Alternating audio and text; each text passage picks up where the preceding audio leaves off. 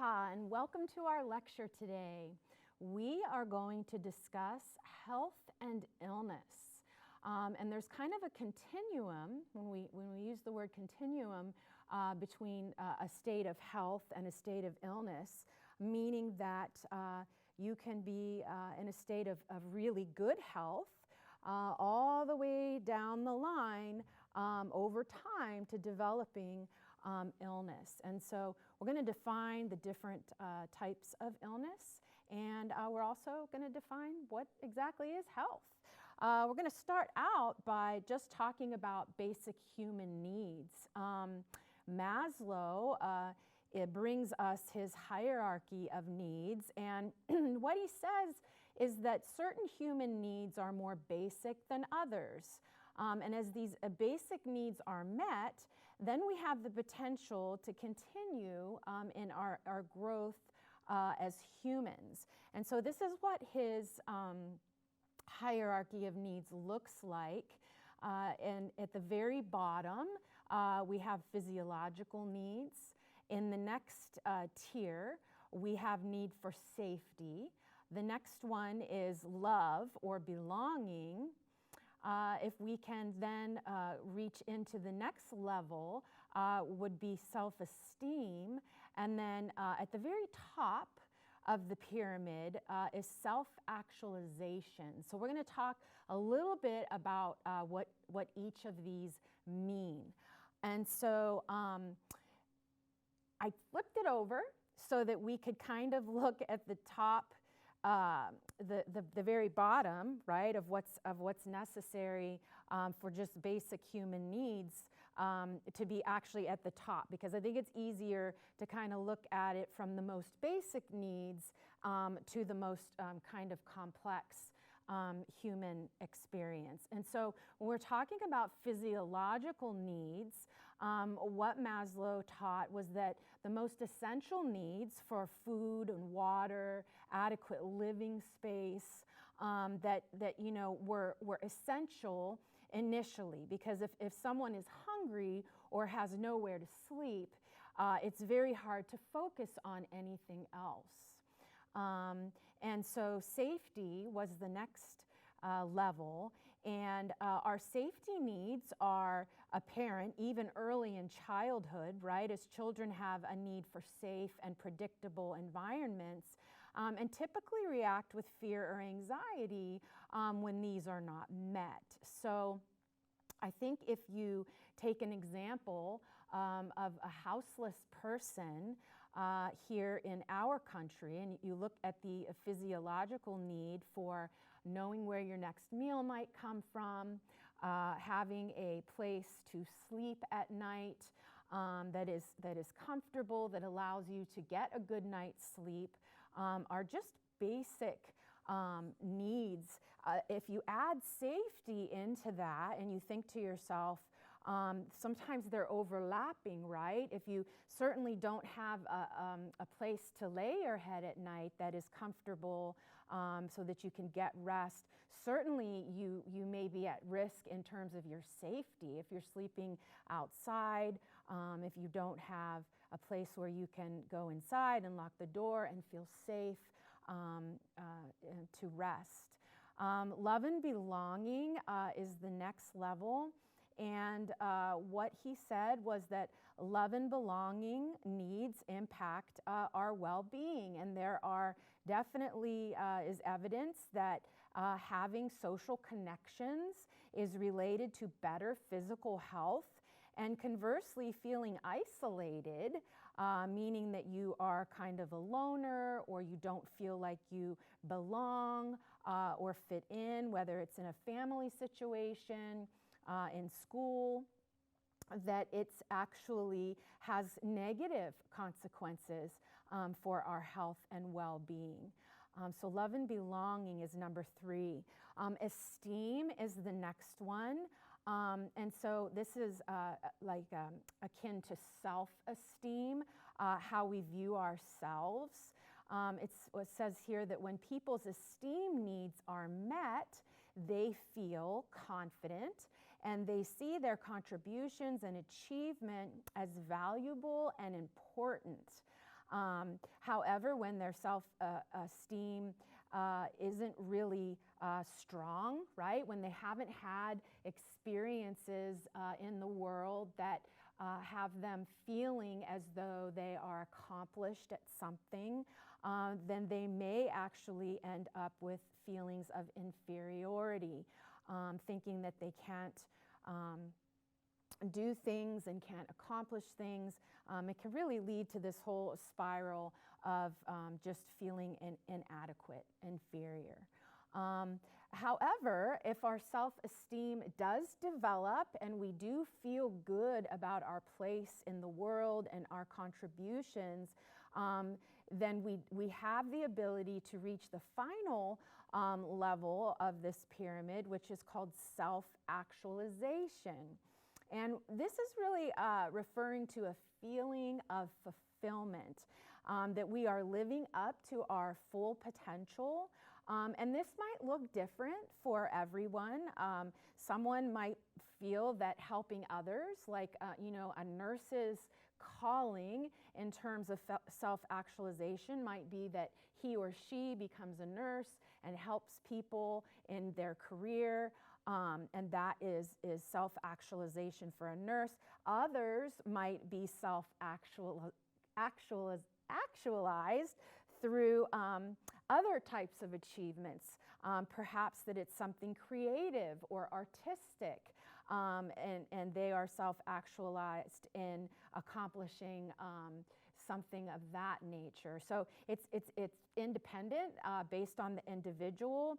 And like I said, there's been evidence that studies that have been done that show that, even people living in third world countries who really don't have their physiological needs met have been able to experience love and belonging. They have been able to show that they have good self-esteem. And so I think that part of this is dependent on the culture that you're in, the culture that you grew up in also, and also we've kind of looked at how some of these can overlap as well. But I think that it's important to consider this when we think about what is health. And so the definition of health, I think this is according to your textbook, and this one I think comes from the World Health Organization, is a state of complete physical, mental, and social well-being, not merely the absence of disease or infirmity. So what do we mean by that?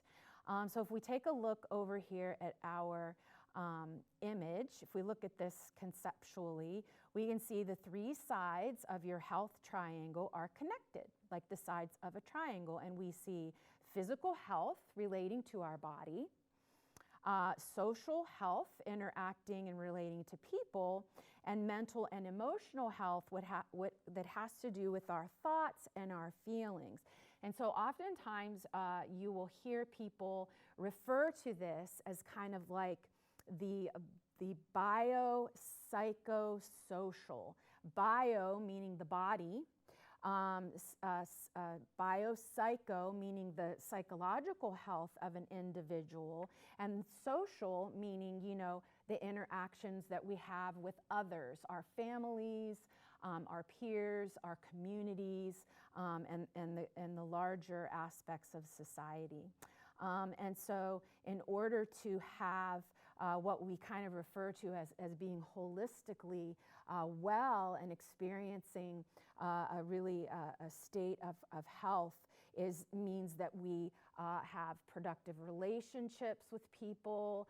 We all know that when we have difficulty with people in our lives that we love, and these relationships are out of balance, that sometimes we feel out of balance as a result.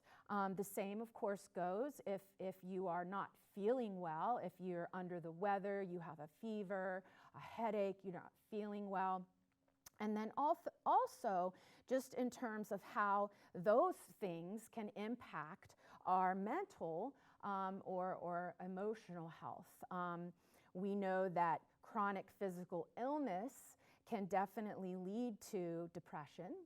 And we also know that having difficulty in our relationships can certainly lead to anxiety and depression as well.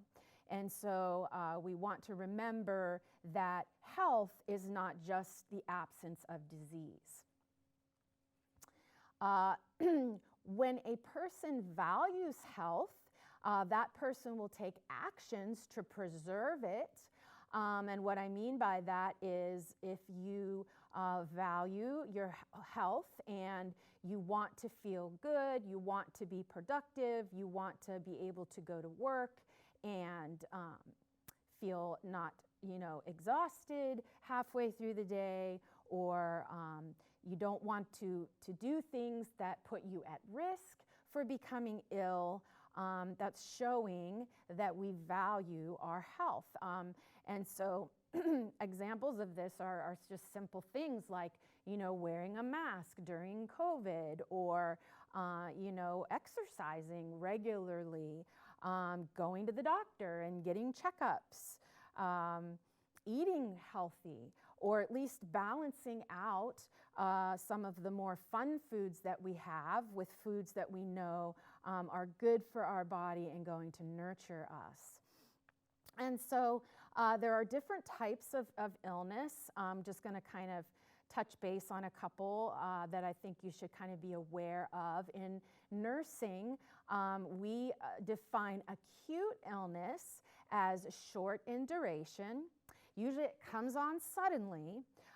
It can be mild, or in some cases it can be severe, and that it's usually reversible. And so a good example of this would be acute appendicitis. It causes severe abdominal pain. You might have a fever. You might have an increased white blood cell count. You might have some nausea and vomiting. Go to the emergency room, find out that you have an inflamed appendix that needs to be removed. It came on suddenly. You could have been severely ill as a result. You went to the ER. They diagnosed you, took you back to the operating room, removed your appendix, and you woke up the next day actually feeling much better. So this is an example of acute illness. Chronic illness, on the other hand, comes on slowly. And one of the ways that we describe this in medicine and nursing is that it has an insidious onset.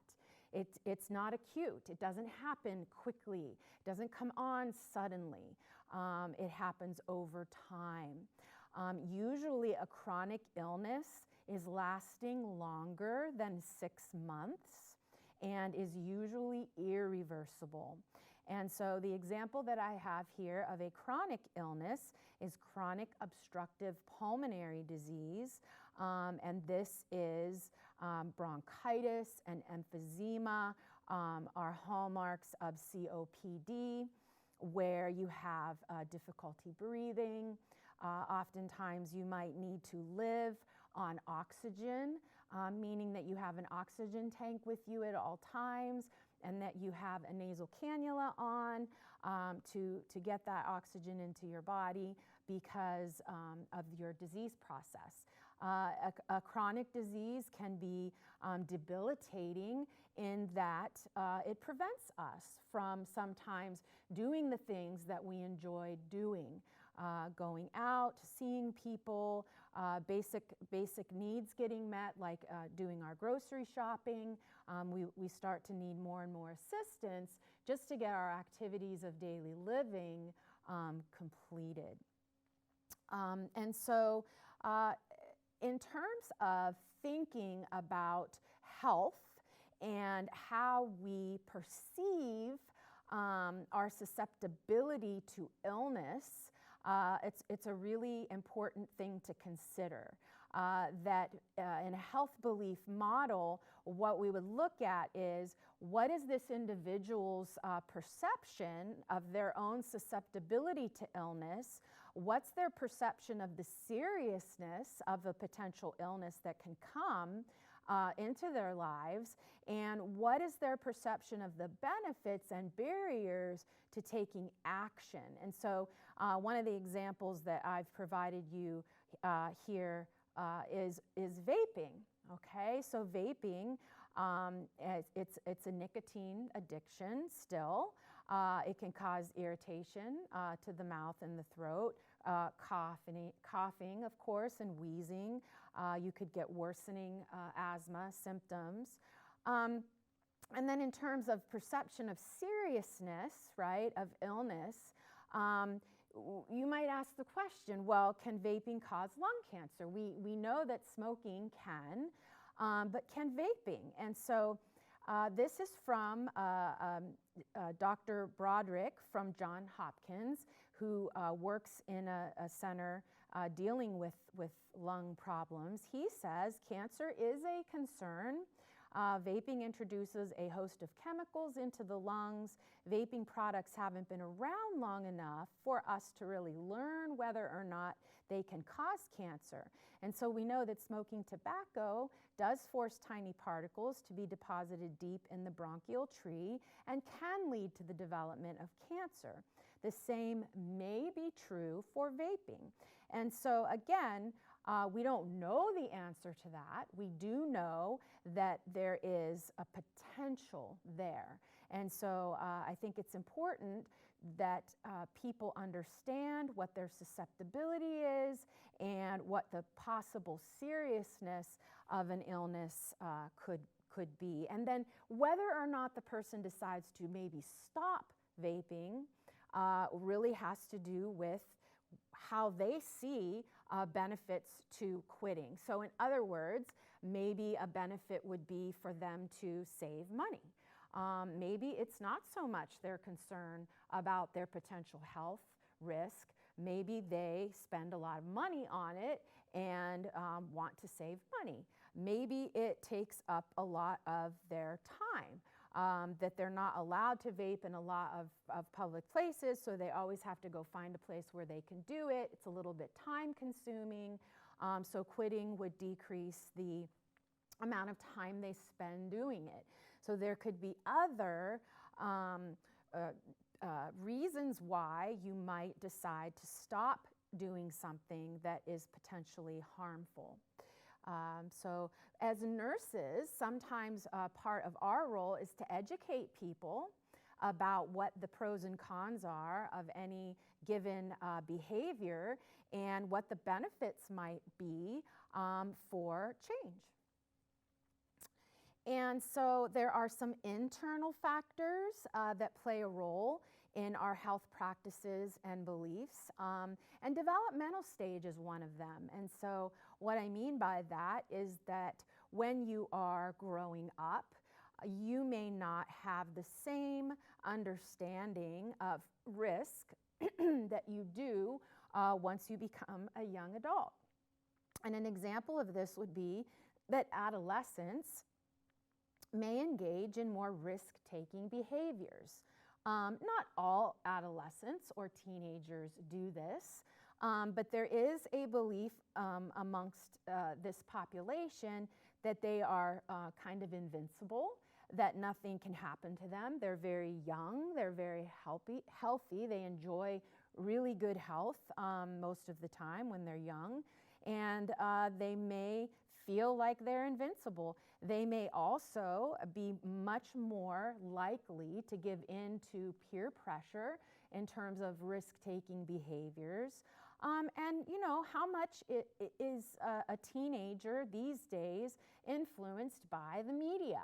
And when I say media, I'm talking about not only television, movies, video games, the internet, just different things that kind of influence our perception about health, about health behaviors, and really about doing things that at the time might seem fun, but also could be very dangerous. So developmental stage definitely plays a role in our health practices.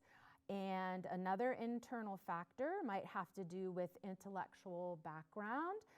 meaning that we do know that education can provide knowledge, which can help guide us to better living. And I have people on here with diplomas and getting their college degree, but I would venture to say that in the society that we live in today, becoming educated can happen in a number of ways, right? If you know what good sources of information are, you can certainly educate yourself on better ways of living. The internet is filled with resources for us to learn better ways to eat, better ways to exercise, better ways to take care of our bodies. And there are plenty of people who don't have higher education who are certainly knowledgeable about better ways of living. But there is an intellectual piece to that, in that knowledge does give us a better understanding of what we can do to live healthier lives. Other internal factors might be like values and beliefs. Spirituality may play a role in how somebody decides to handle their health. Just being at peace, having a good sense of what you believe, what is considered to be something that provides strength for you. Where do you get your inner strength from? Where does your peace come from? Understanding about compassion and forgiveness. These are all different things that can also impact our view of how well we might want to take care of our bodies. And I know we've probably all heard the comment that our bodies are a temple. And that's kind of where this idea comes into play. Also, emotional factors. And so we've mentioned this before. I wanted to take a chance to introduce you maybe to the term emotional intelligence. It's something that we will spend some time studying in this curriculum. It is, I'm not going to really talk a lot about it today, but we want to consider things like, how do we view our stressors? Do we view our stressors in life as barriers to our success? Or do we look at a stressor or a barrier as something to be overcome? And then do we overcome that, and do we look back and feel accomplished in being able to overcome things that others might believe are kind of out of their own realm of control, right? Now, granted, things do happen to all of us that are outside of our ability to control, but I want you to consider something which would be, what is your locus of control? Is your locus of control more internal, or is it more external? Meaning that you believe internally you have some say in what happens to your life and how you engage with the world. Or do you kind of more have a mentality of believing that it's all these external variables that really kind of determine whether or not you are going to be able to accomplish things? For example, you have to cut through a lot of red tape to be successful at going to college. You have to learn how to fill out your FAFSA forms. You have to meet deadlines. You have to do all these things in order to just get to the point where you've now been able to register and go to class. How many of those variables do you consider to be external, in that, oh, well, you missed a deadline, so maybe you're not going to go to school this semester, as opposed to, I have a calendar, it's got all my deadlines on it, I'm going to make sure I do not miss them. That's more of an internal type of locus of control. I'm not going to miss my deadline, as opposed to, oh, well, I missed the deadline this semester, so I guess I'm not going to go to school because, nobody told me, it wasn't my fault, I just didn't know. They gave me the wrong information at the academic advising appointment. And so we really need to start reframing our way of thinking so that we can be more proactive in our health and in our future. Okay, so other external variables might be family practices.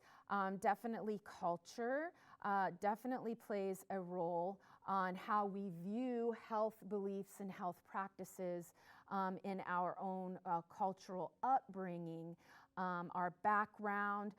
There may be beliefs that we were raised with about what causes illness. And I've got some examples up here of looking at certain dietary practices that go along with certain cultures, the idea of using folk medicine or alternative types of medicine might be highly valued in a particular type of culture. And as nurses, it's very important for us to be able to identify some of these external variables that are influencing our patients and help them identify ways that they can get their needs met while still being able to respect their cultural norms and the cultural values that they hold dear to them in terms of wellness and illness. And so we have a responsibility as nurses to respect cultural beliefs of our patients. And so that it kind of brings me to this kind of first point about one of the very important part of being a nurse is to not project our beliefs on what they should be doing because that is our personal opinion, right? Nurses aren't really there to give our personal opinion on what a patient should or should not do. We are there to promote wellness and good health. We're there to promote education, but we are not there to give advice. And that's a little different. And we'll talk more about the difference between giving advice and being a facilitator of an individual reaching their health goals. Okay? So we have a movement that is going on right now. It's called Healthy People 2030. You can go into Google and just put that in. It'll take you to the website.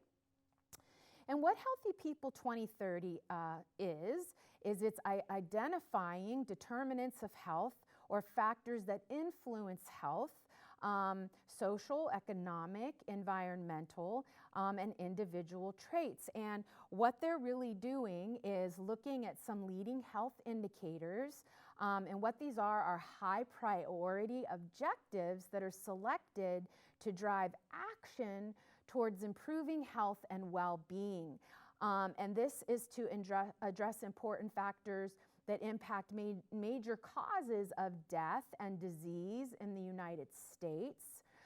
It's also a way to find out what kind of leading health indicators can point us in the right direction to help organizations, communities, and states across the nation focus their resources and efforts to improve the health and well-being of all people. An example here is heart disease. So we know that heart disease is the leading cause of death in the United States. And we do know that people with better cardiovascular health are less likely to die of heart disease, stroke, and other diseases. And so interventions Okay, interventions are what can we do about it?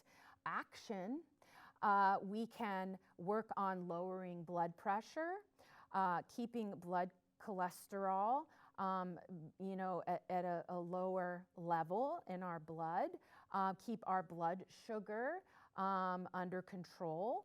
The body mass index, this is a pointer towards whether or not we are obese or overweight. So keeping our BMI at a healthy level, these things can improve our overall cardiovascular health. Other interventions like eating healthier, getting more physical activity, and quitting smoking can also contribute to better cardiovascular health. So controlling blood pressure, cholesterol, sugar, and BMI, and also getting exercise and eating healthier, quitting smoking are all good things that we've identified in Healthy People 2030 to then set some goals out there to reach better numbers in terms of heart disease in America. The second leading cause of death in the United States is cancer. And so here you can see in this image the most common types of cancer in the United States. The projected share of new cancer diagnoses in the U.S. in 2022 by gender. You can see here breast cancer, lung cancer, this is in females, melanoma of the skin cancer, colorectal and uterine cancer in females. And then in the males, it's lung cancer, colorectal cancer, again, melanoma of the skin, bladder cancer, and prostate cancer. And so quitting smoking, eating healthy, getting more physical activity can actually help reduce deaths from different types of cancer. And so these are the type of objectives that Healthy People 2030 is looking at, how we can reach out into our community and start to improve the health of all people. We need to talk about risk factors. What is a risk factor would be the question here. And anything that increases vulnerability to illness or accident is considered a risk factor. And so risky behaviors like drinking and driving, even though it's a lot of fun, things like jumping off waterfalls and doing things that could be a danger to us, like swimming alone, going into a construction area that is off limits because it's accident-prone area. So following rules is important. I mentioned earlier wearing a face shield out in public during a huge pandemic is certainly going to be helpful.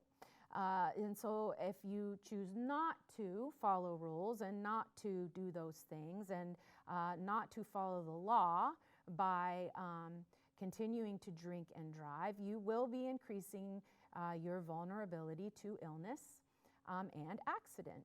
Illness, by the way, of health practices, drinking too much, smoking too much, not eating good foods in general can have an impact on our health. And so here's something important for us to take a look at. There are some risk factors that we do not have control over. In other words, they are unmodifiable. Genetics is considered an unmodifiable risk factor. It means that I cannot really change the fact that my father developed coronary artery disease and died at a young age, and that I may be more susceptible to also developing coronary artery disease because here's an example of something that is familial, meaning that it's genetic. Familial hypercholesterolemia. Big word, but if we break it down, it's not really that scary. FH is a genetic condition that causes high cholesterol. Left untreated, heart attacks can happen in 30% of women by the age of 60, 50% of men by the age of 50. So finding and treating FH reduces coronary heart risk, disease risk by about 80%. And so hyper, meaning too much of anything. In this case, it would be fat or cholesterol in the blood, emia. So hypercholesterolemia is too much lipoproteins or fat in the blood. And what that does is it increases our risk for coronary artery disease. And this is genetic. And in fact, I had an uncle who did not have risk factors that were modifiable. In other words, he did not drink alcohol. He did not eat a high-fat meals. He did not smoke. He exercised pretty, moderately. He wasn't a couch potato. He didn't live a sedentary lifestyle. I mean, those things are all considered to be modifiable, right? I can quit smoking, I can exercise. He had really no modifiable risk factors. Yet, before he turned 60, he ended up having a full coronary artery bypass graft, meaning that because of his FH, his familial hypercholesterolemia, he ended up having really severe coronary artery disease and almost died from it. And it wasn't really a lot he could do about that in terms of his lifestyle behaviors because of his genetic or hereditary predisposition to it. Okay? Another example is Huntington's disease. Huntington's chorea is another name for this. It's a brain disease that causes a movement disorder and cognitive decline eventually.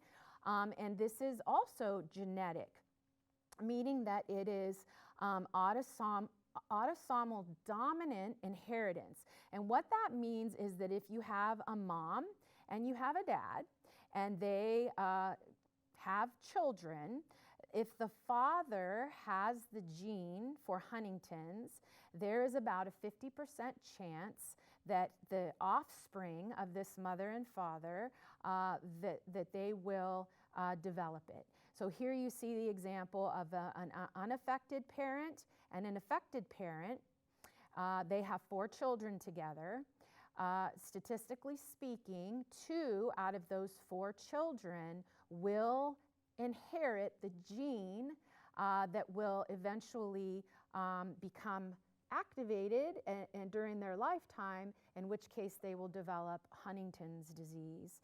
And so we are now doing genetic testing where you can be tested and find out whether or not you have this gene, maybe before you decide to have children.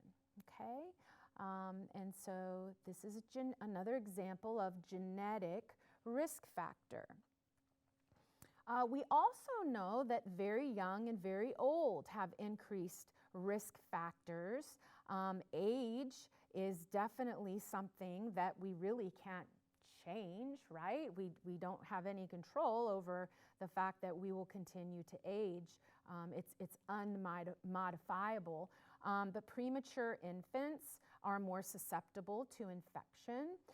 We know that with increased age, we are at an increased risk for heart disease. And so the very young and the very old have increased risk factors for various types of illness.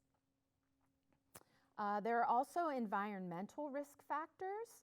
And so where we live and the condition of the breathing air that is in the place where we live, whether there's a lot of industry there and a lot of pollution, or toxic waste in our water, or the water that is feeding our plants and vegetables that eventually are going to be feeding us, are all considerations for risk factors.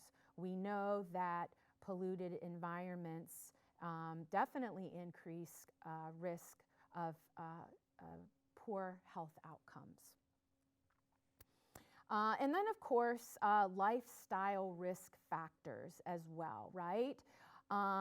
We have choices, right? These are some of the ones that I mentioned before that we would refer to as being more modifiable, right? Smoking, drinking, our diet, and I thought it would be interesting to bring up this phenomenon, even that is taking place now in other countries, where people are actually literally working themselves to a point of illness. And so this is a very serious problem, but when we put stressors on ourselves to be productive, really to the point where we are overworking and overstressing our bodies, we can become ill. A lot of times these types of behaviors can also lead to addictions because we're not using good coping mechanisms, but instead we are turning to something that fills a void, and it's actually contributing to our risk for health problems. So prevention is the key. We want to try and educate people. We want to try and prevent illness from happening in the first place. And so we have different levels of prevention. We have primary prevention, which kind of takes place at the level of health promotion, where we're addressing risk factors. We're teaching people about what the social, lifestyle, and genetic factors are that they could consider in terms of making decisions about their health and their life. Secondary prevention is more like early intervention. So in secondary prevention, we're looking at screening at-risk individuals. So for example, when you turn 50, for your 50th birthday, you usually get a little letter from your doctor telling it's time to get your first colonoscopy screening to make sure that you're not at risk for colon cancer. And so control of risk factors and early intervention is the key in secondary prevention. In tertiary prevention or response, we're really talking about disease has already taken place. There's already chronic disease happening in the life of the individual. However, we can use rehabilitation, we can use education for these individuals in order to prevent complications from occurring and hopefully improving quality of life. And so we're going to give some examples here in the next couple of slides. So for health promotion, primary prevention, example would be immunizations that we go out into the community and we give to prevent infectious diseases. This is an example of primary prevention. Education is another example of how we can go out and provide primary prevention, maybe on cardiovascular health. In secondary prevention, we talked about it being early diagnosis and prompt treatment. One example of this might be disability limitation. So in other words, we can see this young man here working in the grocery store. He might have a little bit of a developmental delay in terms of his ability to go to college and maybe earn a college degree, but that he's perfectly capable of being trained to get up every morning and go work in a grocery store. We see these greeters sometimes at Walmart bagging groceries, and improves their quality of life. They're actually contributing members of society. We need these folks and the jobs that they're doing. And another example might be a type of screening that might take place at a health fair. So that you're there, you're checking blood pressures, maybe you're checking blood sugars, trying to identify whether there's anyone there who has hypertension or who has undiagnosed diabetes. And that's kind of an example of a secondary type of prevention. Finally, an example of tertiary prevention would be restoration and rehabilitation after a stroke or a heart attack. And so here we see an occupational therapist working with a woman who has suffered a stroke and is teaching her how to use different types of assistive devices to continue on with her activities of daily living. So the idea is after a stroke, we have to relearn some things. We have to learn how to use some assistive devices to make our daily living be something that we can get back into, right? Our routines, back into feeling like we can take care of ourselves and be independent. And we always want to work on maximizing our patients' quality of life. And one of the best ways we do that is through tertiary prevention. So I thank you for your attention today. We have some more interesting learning coming up for you. But until then, I will see you next time.